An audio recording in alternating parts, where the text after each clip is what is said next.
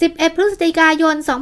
2567 วันนี้มวลอากาศเย็นที่มีกำลังอ่อนจนถึงปานกลางแผ่ลงมาปกคลุมเป็นวันสุดท้าย ในวันพรุ่งนี้ 12 พฤศจิกายน เริ่มมีอุณหภูมิสูงขึ้น บริเวณตอนบนของประเทศไทย จะมีลมฝ่ายตะวันออกพัดเข้าปกคลุม ความชื้นเริ่มสะสมอยู่ในประเทศไทย